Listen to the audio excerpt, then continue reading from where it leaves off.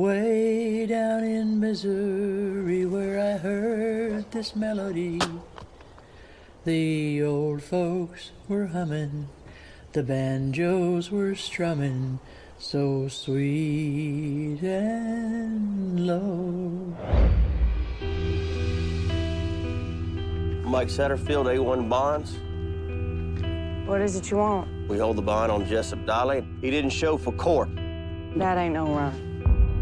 Jessup signed over everything. If he doesn't show at trial, see, the way the deal works is you all gonna lose his house here. You got someplace to go? I'll find him. Girl, I've been looking. I said I'll find him. His in-law was out here hunting Jessup. You know where he's at? I wouldn't tell him nothing if I did. I really gotta run Dad down to get him to show. You ought not do that. Dad's your only brother. I don't know where he's at, and I ain't gonna go around asking after him neither. Who might you be? I'm Ree. My dad's Jessup Dolly. You ain't here for trouble, are you? I got a real bad need to talk to him. Talking just causes witnesses. How long before we get kicked off our own property? I reckon y'all got this place about another week. The law found Jessup's card. Somebody set fire to it. He wasn't in it. Do you know there's people going around saying you best shut up? People you want to listen to. Get out of the truck, put your hands where I can see him. Is this gonna be our time?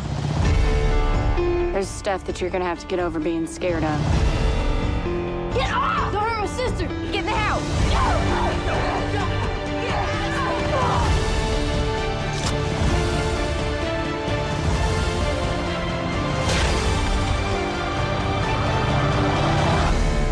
You was warned, and you wouldn't listen. Why didn't you listen?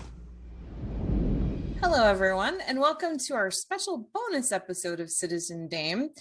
We don't know what number of bonus episode because we don't really keep track, but this is our April bonus, and we are talking about the film Winter's Bone, which was directed by the amazing Deborah Granick. I am Karen Peterson, joined as always by the also amazing Lauren Humphreys Brooks. Hello. How are you, Lauren? I'm all right. I'm doing fine. A little bit like overworked and underpaid, but that's all right. That's all of us. Yeah, all the entire like multiple generations right now are just like, I have too much work and I'm not getting paid enough for it. Yeah, basically, if you are not Bill Gates or Jeff Bezos, or if you're not a billionaire, you're probably working too hard and not being fairly compensated for it. And we're here with you, standing with you, sitting in our homes, podcasting about movies for free. But we do these bonus episodes. Of course, the first part of it will be available to everyone. The rest of it will be available to those of you who do help us out supporting the show and keeping things going. We want to thank our patrons for your contributions. It's great. So not free actually in this particular case. Like we're not. Yes, this definitely helps us pay for our hosting and all the important stuff that goes with it. So we appreciate that. But anyway, let's get on to Winter's Bone, which I should have pulled up the the details of it before we started recording. But it's a movie and there are people in it. And there's actors. There's trees. There's a lot of trees. It's very cold also. Yes. Like I have to say, I was like, this is a cold movie, and it was not great because the other day when I was rewatching it like upstate New York had decided to just like, it's not really spring, it's actually fall, and just got really cold. And I was like, this is very apropos, and I am not a fan. Maybe not quite as cold as the Ozarks in like the winter time, but still not great. Still just basically rude. Yeah. So basically this is a film that was, like I mentioned before, it was directed by Deborah Granick, who also co-wrote the screenplay alongside Anne Rossellini. It was based on a novel also called Winter's Bone, that came out in 2006, and that was written by Daniel Woodrell. And this movie was nominated for 4 Academy Awards: Best Picture, Best Lead Actress, Jennifer Lawrence, Best Supporting Actor, John Hawkes, and Best Writing Adapted Screenplay for Deborah Granick and Anne Rossellini. Was not nominated for Best Director, which is why it was on our list of potential films to talk about this month, was because it was nominated for Best Picture, but not for its lady director. So, yeah, you first saw this movie, Lauren, 10 years ago when it came out? Yeah, definitely fairly close on to it coming out. Because honestly, like in rewatching it this week, I realized about 10 minutes into the film, I was like, oh, I do have no memory of this. It was like, I remember certain set pieces, and I'm certain that we'll talk about one of the pieces that I do remember quite vividly. But otherwise, I guess I just remembered a feeling kind of like, oh, it was cold and dismal, and Jennifer Lawrence was really good. And that was about it. So I was glad to get to rewatch it, actually, because I realized in rewatching it that I really liked it, and that I could not remember much of what happened. Yeah, I remember watching this because, you know, I was trying to see all the movies that were nominated for Best Picture. This was in that, I think this was in that year where they still had the full 10. It wasn't the sliding scale yet. I think that was the next year. But anyway, so I was watching all the Best Picture nominees, and I had a group of friends. We were doing a book club because we're a bunch of white girls, you know, and that's what you're supposed to do. And we had read The Hunger Games, and there had been talk about the movie, that they were going to do a movie. And so, you know, we had been kind of casting it. And as soon as I saw Winter's Bone, I was like, guys, this is who needs to play Katniss Everdeen. She'll be perfect. She's basically already played the role. And everyone told me I was crazy. And well, yeah, obviously I should be a Hollywood casting director, but because that's exactly what happened. But anyway, yeah, I know what I'm talking about. So, but yeah, I my feeling was similar when I was watching the movie again today. I finally got to watch it today. And I realized there were a lot of things I remembered. I remembered John Hawkes being really, really good. And I remember, you know, just certain moments you can't really forget in this, but mostly, like you said, it was the mood and the cold. Yeah, those are very, very specific elements that really are central to the story, and they almost become characters themselves. Like the cold is almost another character in the film. Well, it is that, you know, I was thinking about the title of Winter's Bone, and I'm not even certain where the title originates from, but the sensation that kind of a title produces, of just like that. And to me, the thing that it immediately evoked was just that feeling of the bone deep cold, right? That cold that you really can never get warm from. And the film really does that. Like, you get the sense of her, particularly the family, constantly being cold, constantly kind of layering their clothes, because, you know, they don't have central heating. They heat everything via wood fires, basically. And that cold that kind of just seeps into you and doesn't really let you go. And the film gets at that in a very visceral way, without making it particularly voyeuristic or anything like that. Like, it doesn't feel like you're reveling in these people's suffering. It's more like, we're going to put you in the position of people that are experiencing this. Yeah, let's talk about that, because this is a movie, it's set in the Ozarks. There's another movie I want to talk about that's in Appalachia, but this is set in the Ozarks, and it's basically Jennifer Lawrence plays a girl, Rhee, who finds out at the very beginning that her father, who was arrested and is due in court very soon, put up their house and land as bond to get out of jail on bond. And he has been nowhere to be found. He's disappeared. And if he doesn't show up for court, that they're going to lose everything. And this is already a family that really doesn't have anything. And so this 17-year-old girl is going through and trying to find her dad, or at least find out what happened to him. And this is not a safe place for girls. This is definitely, there's a lot of social problems, but there's also just a lot of gender equality issues, age. There's a lot of things at play that make this a very specifically dangerous position for this young lady to be in. And she's also trying to take care of her brother and sister. And I like what you said, and I want to talk about that a little bit more, about how it never revels in their poverty. It never uses that as something of like it's not glorified, and it's not what's the word I'm looking for?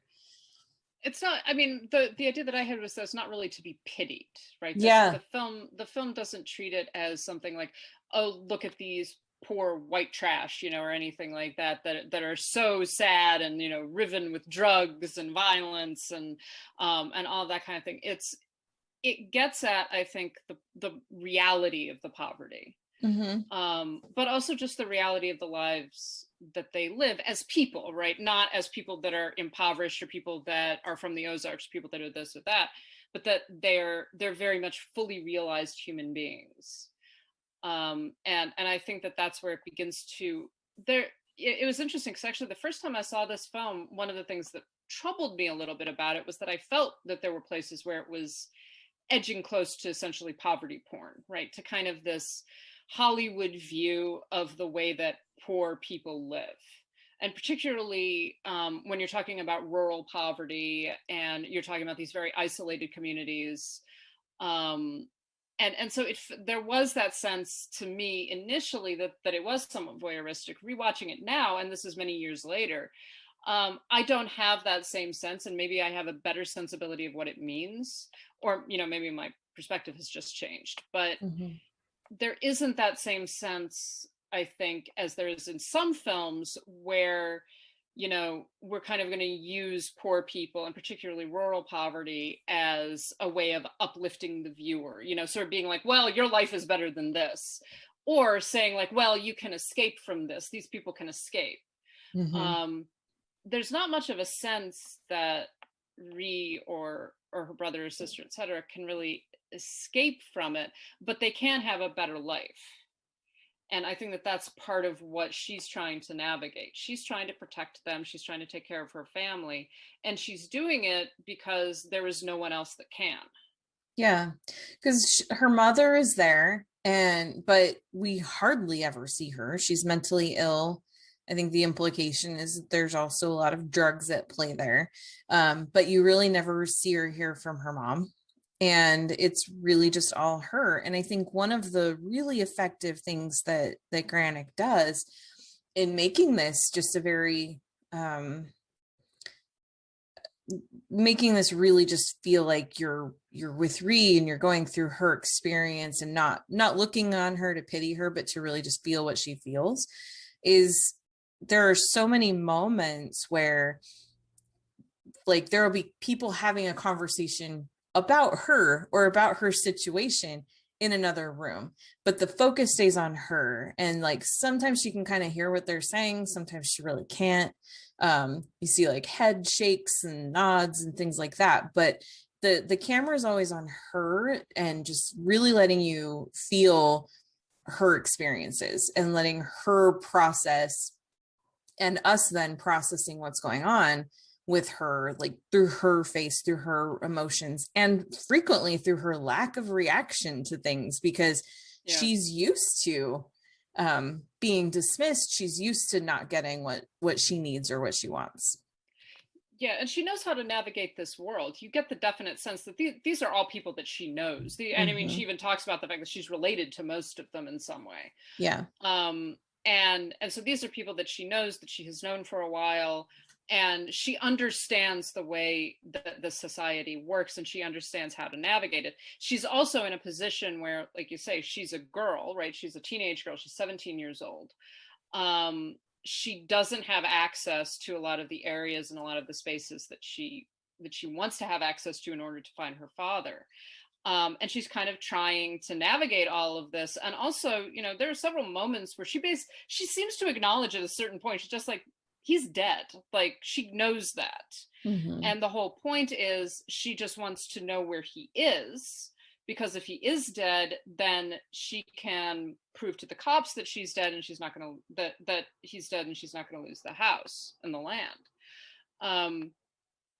One of the things that what you were just describing also kind of reinforces the whole view of this as being basically a hard-boiled noir. Most of the story is told through Rhee's perspective. I think there's maybe one or two scenes that she is not personally witnessing. Mm-hmm. I think there's one scene with her uncle in the bar, and there might be another scene where she's actually not immediately like present watching what's happening.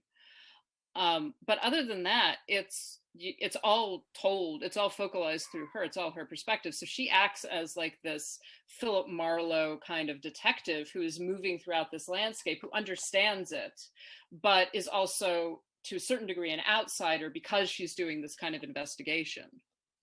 Yeah. And that's partly because of her age. It's partly because she wasn't involved in her dad's illegal activities and things. She was insulated from that because she's just home taking care of the kids. But it's like she's even missing out on her own education. You know, like she takes the siblings to school, but she's wandering the halls. She's not going to class or anything. You don't get this sense of like where she can go in her life, but she definitely is very literate in the society that she's in. And like you say, she knows how to navigate that. She knows where the real dangers are, and she's able, for the most part, to avoid any really significant issues until she gets to the point where she's kind of pushed a little too far and has no choice and walks into a very dangerous situation knowing that she has to.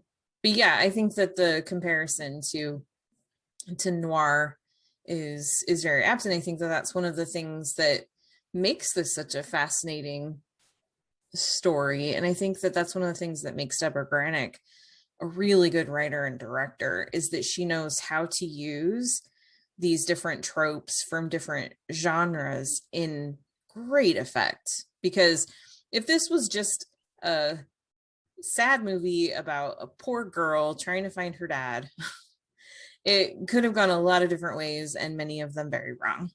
But instead, it's this very determined, very capable young woman who is very emotionless through a lot of this. Like you said, she comes to accept the fact that her father has died, but she also knows there's nothing she can do about it.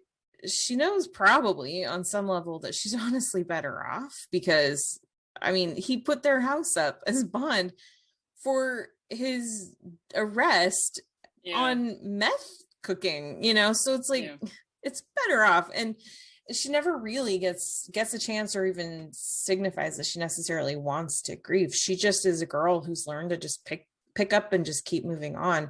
Mm-hmm. And at 17, she's ready to do whatever it takes to keep her brother and her sister together with her, and to take care of them and make sure that they're able to have a good life and not turn out the way that their father did. Yeah, I think that there is a little bit, the film does get at maybe the affection that she had for her father, like some of the things, her looking at his clothes. Yeah. And her kind of telling her brother and sister, oh, this is, you know, dad's squirrel gun, and here are the things. So I think actually as the film develops, initially it seems like, oh, he was a bad dude that then kind of like, that totally fucked up. But even as you get to learn more and more about him, and she gets to learn more about him, you realize the reason why he was killed. Yeah. And that he was actually, in his own probably very fucked up way, was trying to do the right thing and was trying to actually protect his family, and failed at it ultimately. And actually probably caused them a lot more suffering, definitely caused them a lot more suffering than they needed to. But it was this attempt. And I think that there is that affection, and that comes through without her excusing him, without her mourning him necessarily, but just her kind of remembering the things that she did with him and the life that, you know, maybe they might have had. And you get a little bit of, you get enough of that, I think, that it complicates the emotions of the story. Yeah. And I don't mean to imply, if I did, that she doesn't care that her father's dead. Because I definitely do not think that that's the case. It's just, she doesn't have time to really do much about that emotionally, just because she's got a family to take care of and a house to save. Yeah. She has to deal with whatever is happening. That's just something that she has to do. And it's obvious in the way that Lawrence plays her, in the way that she's directed, in the way that she's filmed. This is something she is used to doing. That she understands that she doesn't have that freedom to, you know, break down crying or anything like that. And there are those moments where she becomes very young, and you can see that in her face, where she stops being this kind of hard-boiled figure and is actually just like, this is a 17-year-old girl who is basically being the mother to her own mother and to her siblings. And there's a great moment that is almost, it's quick, it's like blink and you'll miss it, but where one of the characters says, "Don't you have a man who can do this?" And she's like, "No, there is no man, right? There's no one but her who can kind of navigate this space. She has to be the one to do it, because there's literally no one else that can." Yeah. Until her uncle comes along and decides to help her out, because finally. Right. And in some ways that's part of probably what helps get the ball rolling and is able to bring her to the conclusion, because that's not like, oh, well, there's this white knight man that comes in to save the day. It's a big part of that is it's just the reality of this society, is that, you know, it's easy to dismiss a kid. It's easy to dismiss a girl. But once her uncle comes along and is getting himself involved in the situation, then that becomes a bigger problem. And the folks that do know what happened realize that they don't have a choice. They need to help her out in some way. Yeah, and I think that this entire film engages very deeply with this issue of gender, and in a very complicated way, and maybe a way that we don't necessarily expect, but that the men do have this degree of power, but the women act as the gatekeepers. You know, that was one of the things that struck me in rewatching it this time, is that at each point, so she starts out on her journey, right? She starts out looking for her father, and every single place she goes to, the first person that she meets is the woman at the door. Yeah. And it's, you know, it might be her friend, it might be an aunt, it might be, you know, a cousin, whoever, but there's always a woman who is guarding the door who decides about access to the man. And almost all of them try to help her. They say like, well, I'll talk to so-and-so, you know, I'll talk to Teardrop, I'll talk to Thump, right? But you stay out here. And so there's this really interesting kind of hierarchical passage, right? That the women guard the space around the men, and the men are the ones who have the final say, but the women are also the ones who are the gatekeepers, who hold the door. You know, are we going to let you in? Are we not? So it's a really interesting structure, and you can almost like miss what is going on because it's such a fluid film. Yeah. Well, like there's even that moment where she goes to see her friend and she's asking if she can borrow the truck, and her friend's like, well, I have to go ask my husband. And she comes back and she's like, he said no. And Ree says something to her. I should have written it down, but Ree basically says to her, it's really sad to see you in a situation where you have to ask a man's permission and then you listen when he says no to you. You've been listening to our April bonus episode, Winter's Bone. To hear the rest of this episode, please go to patreon.com/citizendame and subscribe.